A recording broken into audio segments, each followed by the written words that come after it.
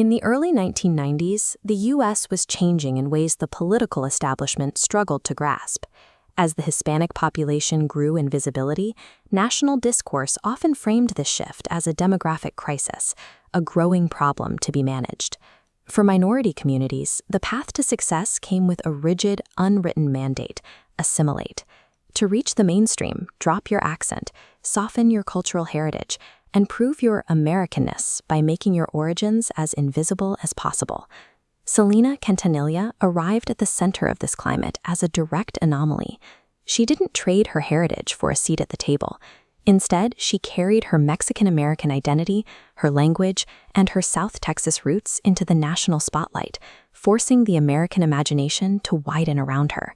Her success made the problem narrative look increasingly disconnected from reality. By commanding such massive popularity without sanitizing her image, she reorganized the hierarchy of esteem, proving that a specific, rooted identity could hold more national power than the demand for cultural neutrality. The American music industry of the late 80s was built on gatekeeping that routinely shut out Mexican-American artists.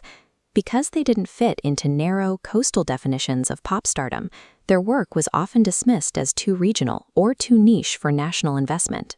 Selena and her family bypassed these gatekeepers entirely by building their own independent cultural engine. They thrived within the regional Tejano circuit, a self-sustaining network of dance halls and community festivals where the audience's loyalty provided a level of legitimacy that corporate labels couldn't yet understand. She occupied the space where American pop modernity and traditional Mexican roots overlapped. By performing in imperfect Spanish, she validated the bicultural reality of millions of Latino youths who lived between languages every day. This groundwork ensured her career was never dependent on mainstream permission. By the time the national industry noticed her, she had already been crowned by a community that saw its own future in her rise.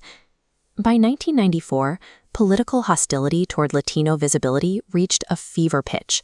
California's Proposition 187 characterized Hispanic growth as a threat. Yet simultaneously, Selena was packing the country's largest arenas, contrasting legislative fear with her undeniable cultural triumph. Her public image stood as a direct rebuttal to the era's stereotypes. While media narratives often framed Latinos through the lens of struggle or foreignness, Selena projected a vibrant version of the community that was stylish, disciplined, and undeniably central to modern American life. By the end of 1994, the sheer scale of her success demonstrated that Hispanic America was no longer a fringe population waiting for approval. It was a cultural engine, capable of generating its own national mythology and market-shaping energy. Her death in March 1995 violently interrupted a breakthrough that was just reaching its full national potential. The country lost the clearest face of a future that had only begun to take shape. The scale of the nationwide mourning caught mainstream media and corporate institutions completely off guard. They were forced to witness the depth and cohesion of a Latino public whose emotional life they had consistently underestimated. This public grief forced national institutions to rethink their strategies. Media networks and corporations began to reckon with the size and economic power of a demographic they had long treated as secondary, leading to a new, if often imperfect, era of recognition. Tragedy transitioned Selena from a rising star into a permanent symbolic pillar. She became the figure through which America finally acknowledged that Latino identity was a foundational part of the national story. While institutions adjusted their boardrooms, the most profound changes occurred within the community itself. Her legacy became a framework for how Hispanic Americans understood their own inherent value and right to be seen. She dismantled the psychological weight of the assimilation mandate. Her example showed a generation that they didn't have to fracture their identity to belong in the United States. They could be fully American while remaining deeply rooted in their heritage.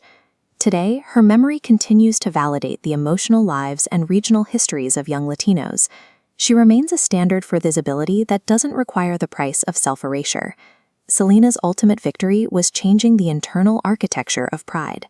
She taught a people that they didn't need permission to occupy the absolute center of the American story. They were already there.